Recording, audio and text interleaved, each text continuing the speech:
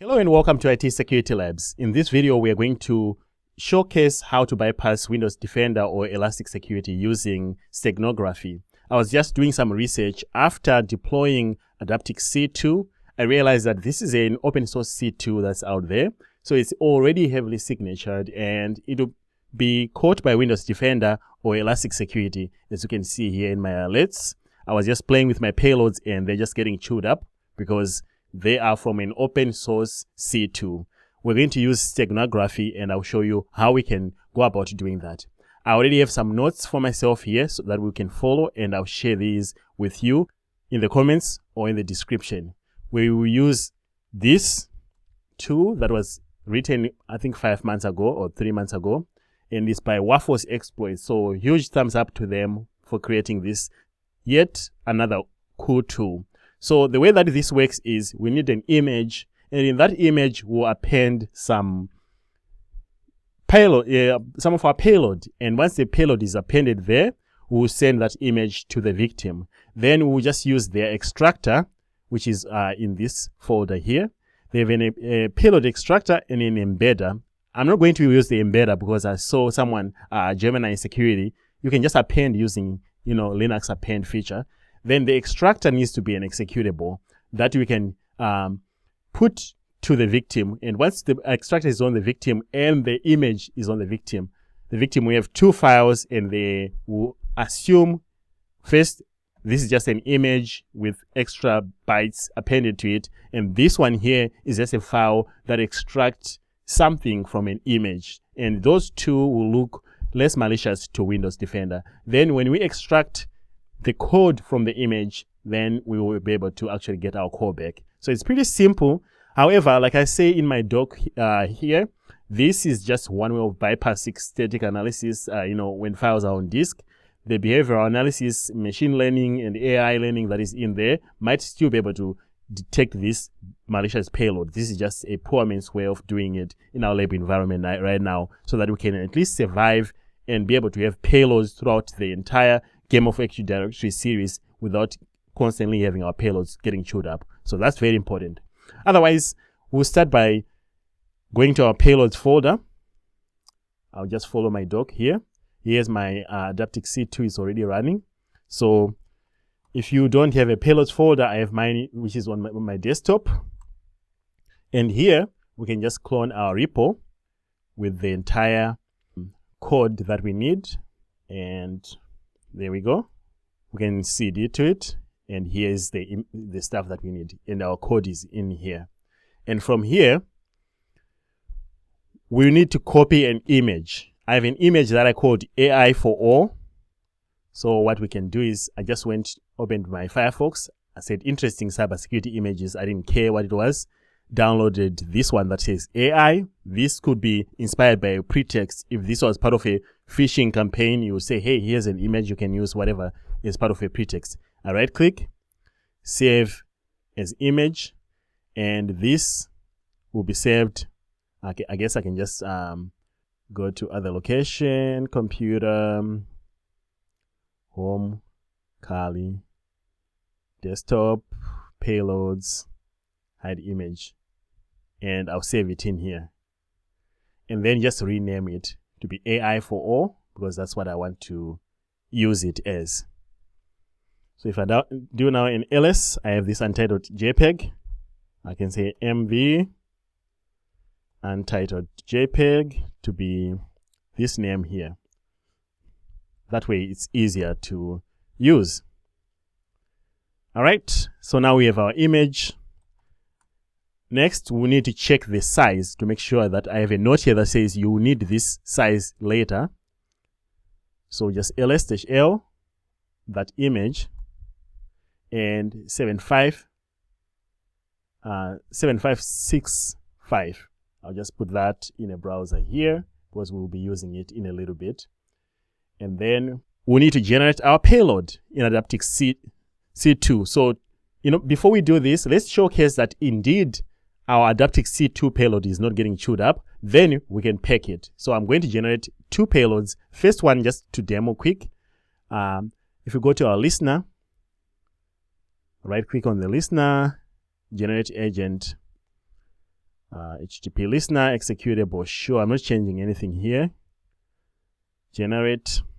Then I'll it's already being saved here. I'll name this one WinDrivers.exe. Sure.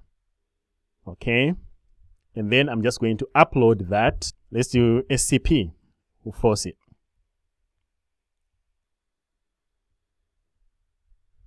SCP desktop payloads, and then the name of our file, WinDrivers.exe, and then let's put it C loaders. Yes, and curly. All right, it's now here. As you can see, WinDrivers. The question is, can this be executed, and is this going to be caught? As you can see right away, right at the bottom here, malware alert. By just dropping it on disk, we just got a malware alert. If you go to our Elastic, by just that file just being there, I guess something else too that you will notice, we also use SCP. So it's SCP file. Let's choose just last 1 hour. I'll move myself out of the way to the top here. This malware alert is going to be seen right here in a second. Okay, there we go. And how did we get caught? Well, first, SCP. That's a problem. So we already gave this file a, horrible thing. So it was SCP'd. Okay, great. Can we execute it without having a problem? If we just double click, look at the bottom. Oh, it can't even. It says this PC can read, this file can run on this PC, and also all the way at the bottom there, malware detection alert. I know this because the loader, the core loader that's used by our C2 is no good. It's already signatured. Defender knows it. Elastic Security knows it. So we already established that we can't really just come here and put our payload without it lighting up our EDR. We actually get alerts here. Did we even get a callback? I doubt that we would. Yeah, we didn't get a new callback because it can't run. It literally cannot run. So what do? We're going to follow this, generate a binary that will append to our image and be able to bypass it. To generate our image payload, we can go to Adaptix C2, right click and generate, and right click, generate agent.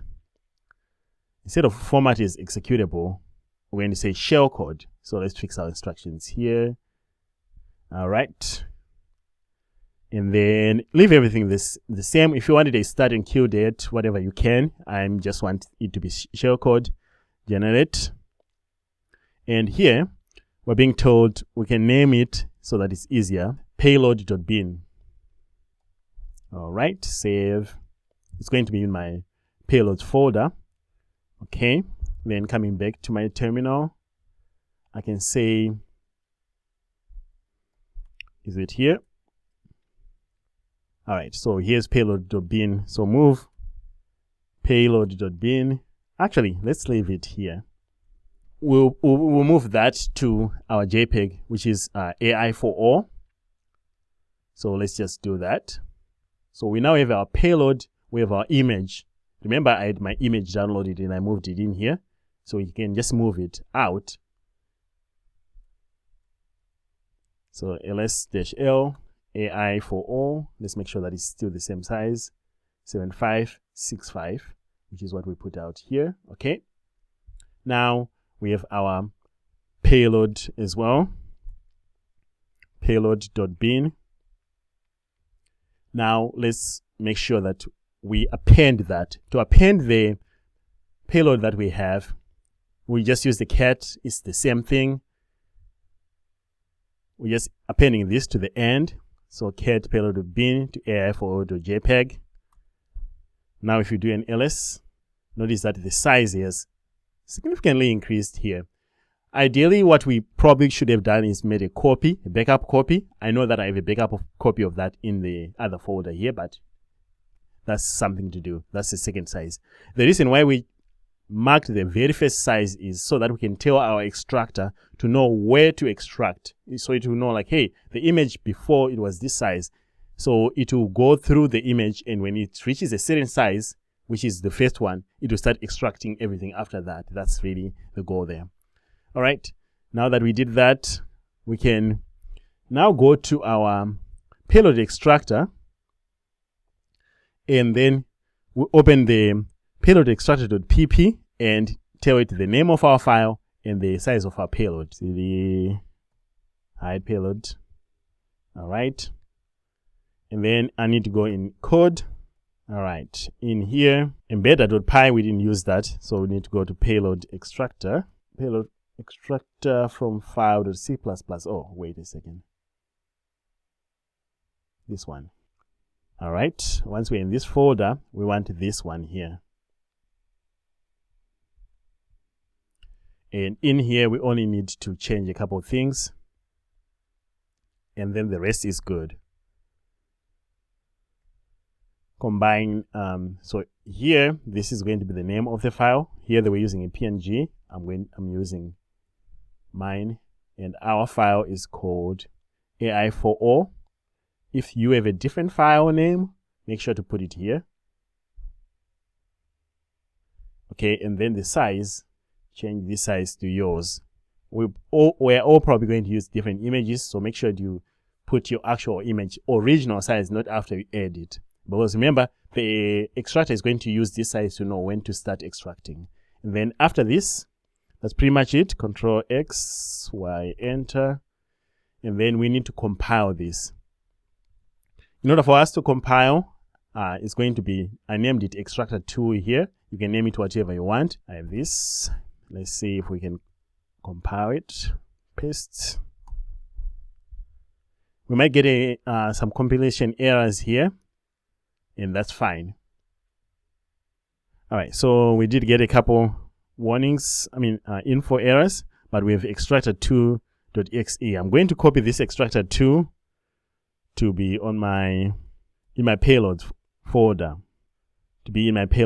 That's just so that it's easier to SCP. We're ready to move both files. So this is kind of something that you'll probably need to maybe have a script or something that extracts both files and put them in a safe location in a Windows machine. For me, I'm just going to use SCP the way that I've already done things before.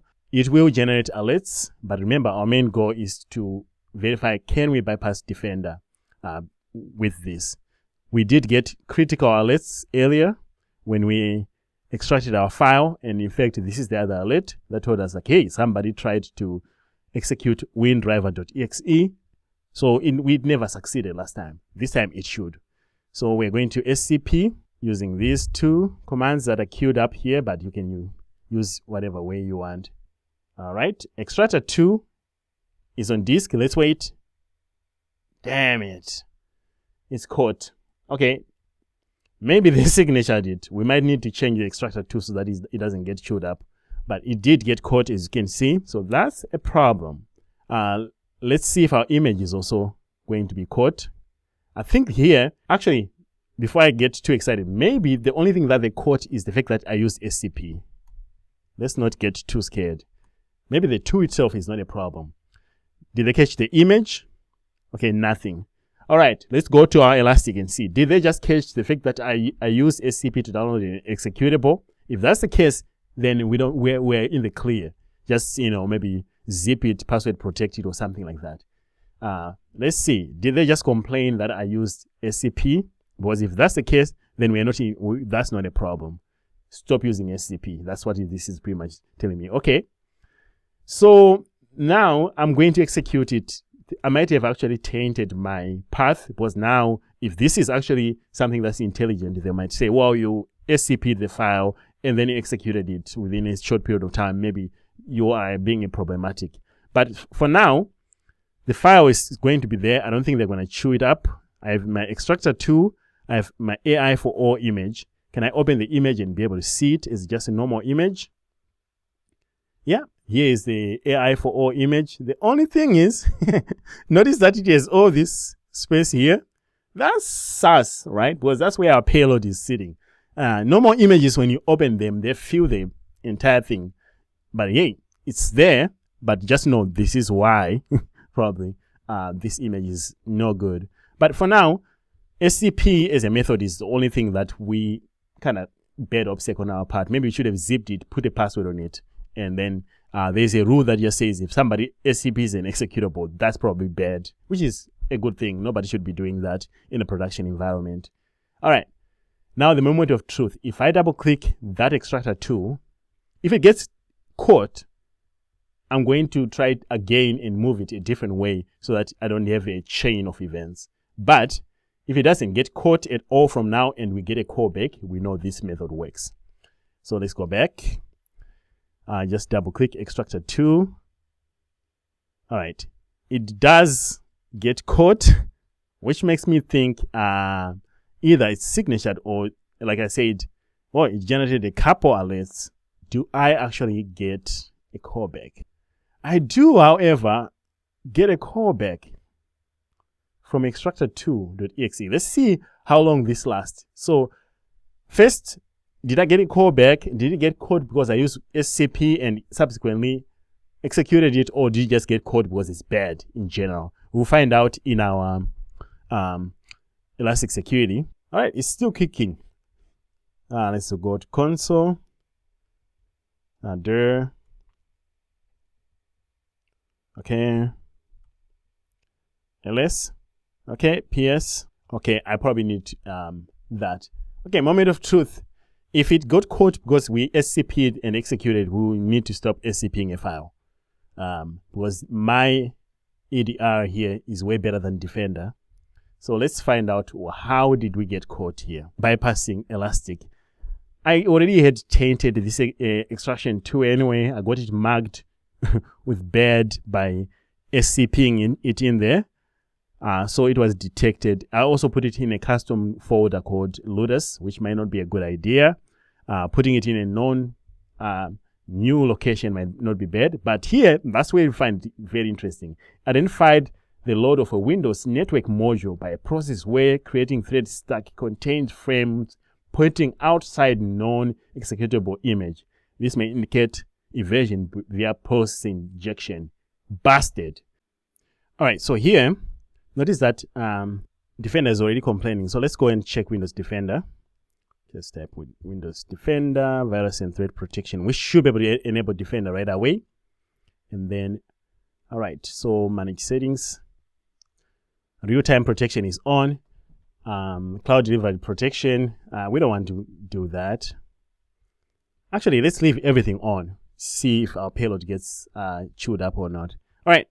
So we know we failed with Elastic Security. Well, kind of succeeded because even though we got detected, we did get a callback. Unlike before, when it wasn't, we were unable to actually execute anything. So I'm okay with it getting detected. It still allows us to be able to go on. So here's our web, which is the machine that we'll get to later, and we can still run commands on it. So that's okay. In fact, that was good because then we get to see what it looks like when that gets detected by a more advanced EDR than Defender. But let's give Defender a chance here. We're going to SCP as before. Defender does not care about SCP, unlike Elastic. So we're going to SCP as before.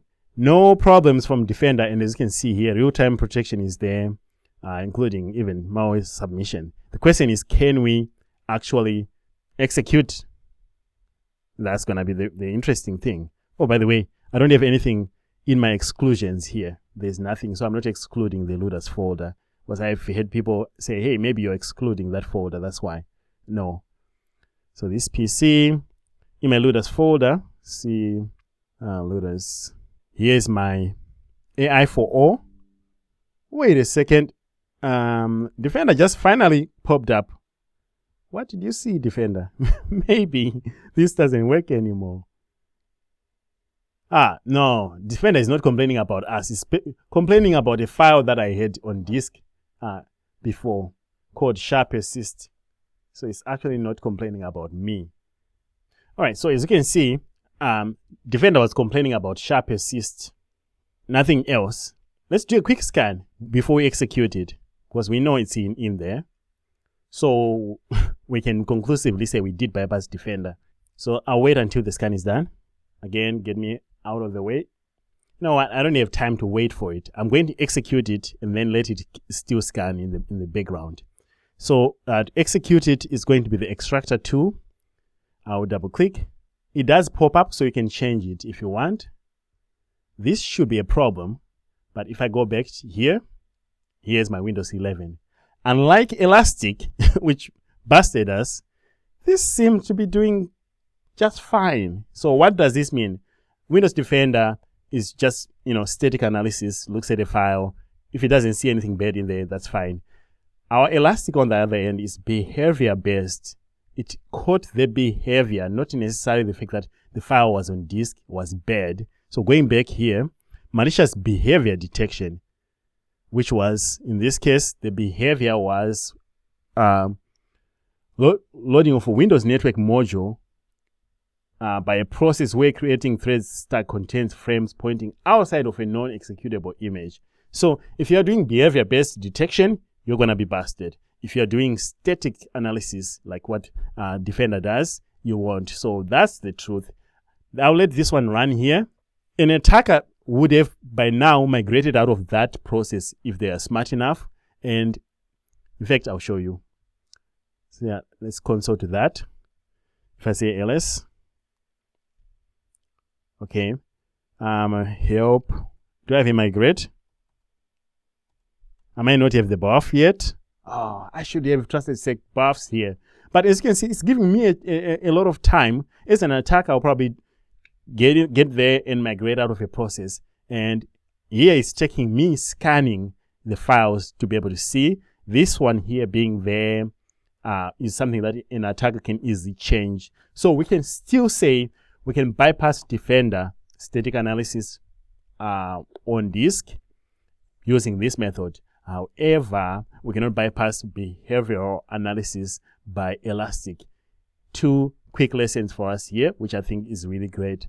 If you like this type of videos, please let me know. They take a little while to make, as you can see. It's a little bit more talking, more involved, but we are learning a lot here. And that's the difference between static on-disk analysis versus behavioral analysis, which unintentionally we were able to showcase here. However, we're still able to work on our machine even after the alert is done. So if defenders were reacting, they should by now have started investigating this on the machine and started removing us. And an attacker would need to know that, hey, doing this is most likely going to get you caught on behaviors. So maybe migrating fast enough, making sure that maybe you have secondary payload that when this one is removed from the extractor 2 is removed and the file is removed, maybe something else that can quickly persist. That's what we would add here. Thank you very much for watching. If you like this type of videos, let me know and I'll be happy to make more. Otherwise, happy hacking.